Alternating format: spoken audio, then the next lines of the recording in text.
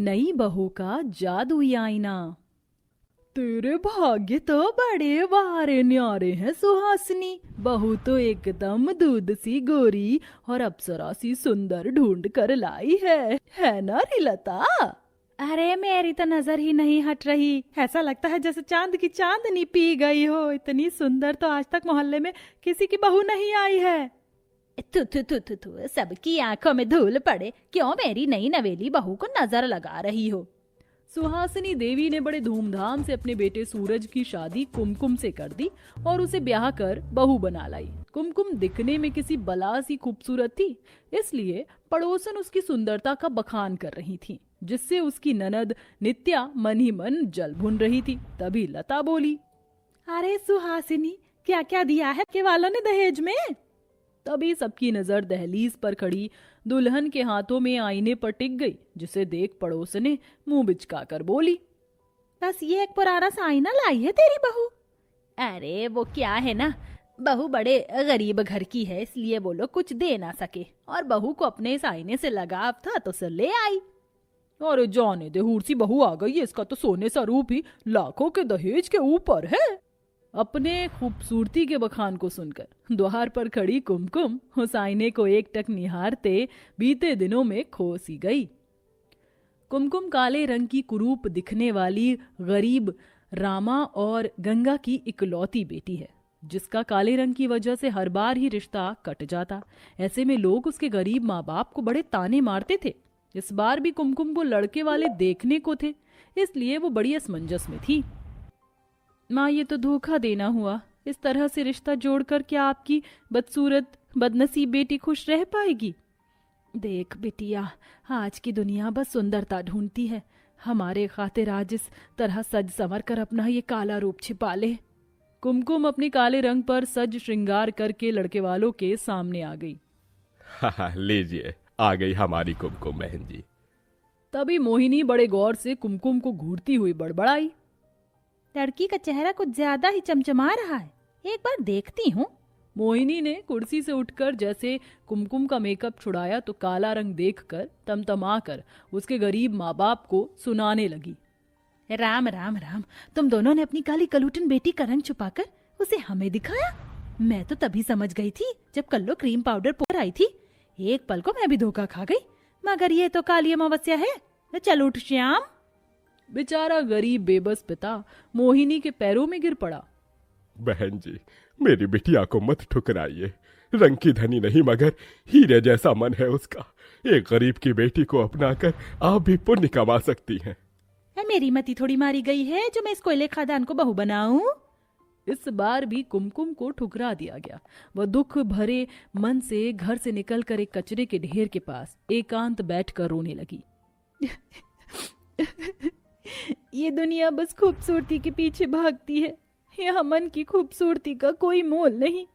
तभी एक आवाज आई, ऐसा नहीं है, मन की खूबसूरती का मोल तो मूंगा पत्थर से भी बढ़कर है। ये आवाज कहाँ से आई? कौन है? कौन है यहाँ? तभी उसकी नजर कचरे में पड़े एक हाथ वाले आईने पर पड़ी, जो कि बहुत पुराना था, पर वह खूब चमचमा रहा था। आईना बोल पड़ा, कुमकुम, मैं तुम्हारे दुखों का कारण जान चुका हूँ। तुम नहीं जानती, मगर मैं एक जादुई आईना हूँ। एक बार मुझ में देखो। कुमकुम ने कचरे में से वो जादुई आईना उठाया और उसे साफ करके उसमें जैसे ही खुद को देखा, आईने में सुनहरी चमक हुई और देखते देखते उसका काला रंग दूध सा हो गया। अपना सुंदर रूप देखकर वह फूले ना समाई। क्या ये मेरा रूप है? ये मैं हूँ, इतनी खूबसूरत। तुम्हारा शुक्रिया जादुई आईना, तुमने जो मुझे ये रूप दिया। पर याद रहे कुमकुम, इस आईने का जादू रात ढलने के पहर टूट जाएगा। तुम्हें रोज सवेरे छटने से पहले आईना देखना होगा। ठीक है जादुई आईने। जादुई आईने ने कुमकुम को ना सिर्फ खूबसूरती दी, बल्कि उसकी जिंदगी को खुशियों से भर दिया। थोड़े दिन में उसकी शादी बहुत ही अमीर खानदान में हो गई और वह सुहासिनी देवी के घर की बहू बन गई। आओ नई बहू, इस कलश को गिराकर अपने गोरे सुंदर पैरों से गृह प्रवेश करो। जी माँ जी। नित्या बेटी, भाभी को कमरे में छोड़ा। माँ, भाभी कोई दूध पीती बच्ची नहीं है, चली जाएंगी खुद ही। ननद का घमंडी बर्ताव देखकर कुमकुम उदास हो गई। सूरज उसे कमरे में ले आया और उसके रूप को निहारता रहा। तुम्हें पत्नी के रूप में पाकर मैं बहुत खुश हूँ। चलो सो जाते हैं, तुम भी थक गई होगी। जी। कुमकुम ने जादुई आईना दीवार पर टांग दिया। फिर जैसे रात के 3-4 बजे वह एकदम काली हो गई, जिससे वो हड़बड़ा कर उठ गई। अरे, मेरा रंग तो काला पड़ गया, मुझे जल्दी से जादुई आईने में देखना होगा। फिर जैसे उसने जादुई आईने में देखा, तभी चमक हुई और जादू से उसकी खूबसूरती लौट आई। एक बार फिर मुझे ये रूप देने के लिए तुम्हारा शुक्रिया मेरे जादुई आईने।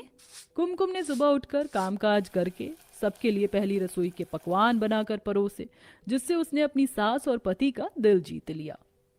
क्या बात है कुमकुम, खाना बहुत ही स्वादिष्ट बनाया है। सचमुच नहीं बहू, तेरे आने से इस घर आंगन के तो भाग्य ही खुल गए। रूप से लक्ष्मी और हाथों में साक्षात मां अन्नपूर्णा का बसेरा है। ये लो तुम्हारा शगुन। शुक्रिया माँ जी।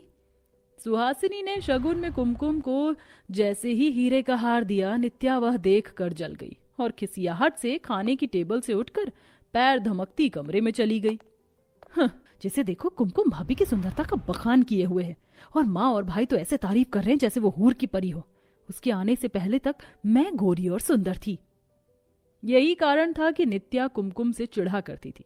इसी तरह से दिन गुजर रहे थे। नई बहू की सूरत हर आधी रात बीतने के बाद काली हो जाती। फिर वह जैसे जादुई दर्पण में देखती तो खूबसूरत हो जाती। फिर एक दिन देर रात तक सूरज काम करता रहा।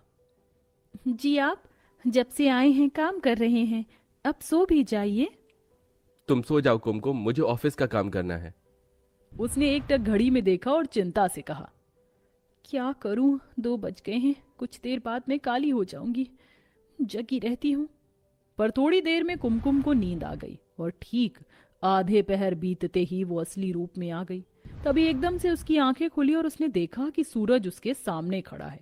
उसकी आंखों में आंसू आ गए। वह किसी असहाय की तरह रोने पीटने लगी। सूरज जी, मुझे माफ कर दीजिए, यही मेरी सच्चाई है। लेकिन मैं आपके आगे हाथ जोड़ती हूँ, मुझे छोड़िएगा मत। माँ बाबा ने बड़ी मुश्किल से मेरी शादी की थी। कुमकुम, रूप की चांदनी सिर्फ 4 दिन की होती है, मगर तुम मन से बहुत सुंदर हो। मैंने तुम्हारा मन देखकर ही तुम्हें पसंद किया था। तुम आज भी मेरे लिए उतनी ही खूबसूरत हो। अपने काले रंग की सच्चाई सामने आने के बाद भी अपने पति के मन में प्यार देखकर कुमकुम का डर मिट गया। तभी सास ननद ने दरवाजा खटखटाया। भाभी, दरवाजा खोलो। बहू, तू ठीक तो है? रोने की आवाज क्यों आ रही है तेरे कमरे से? जी माँ जी, मैं ठीक हूं।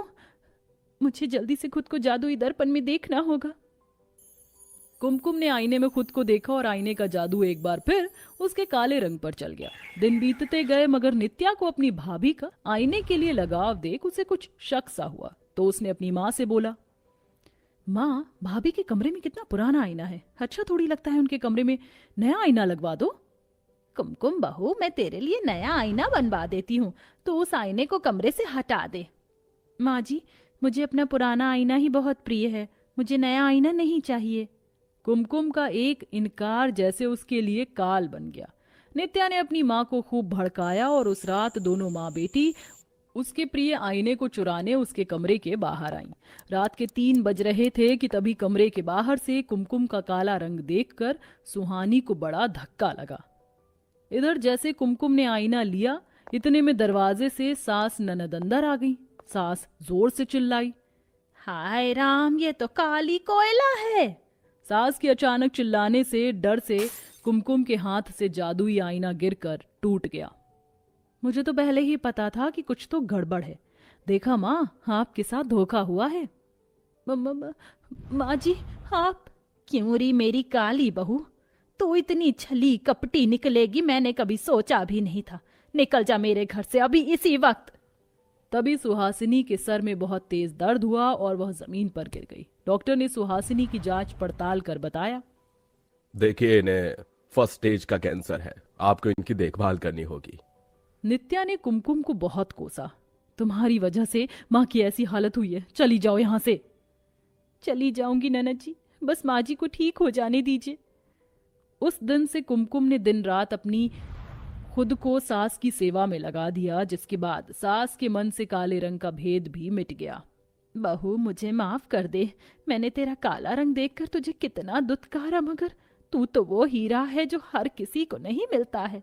आखिर में सुहासिनी ने कुमकुम को उसके काले रंग के साथ बहू के रूप में स्वीकार लिया और धीरे धीरे ननद का बुरा बर्ताव भी खत्म हो गया।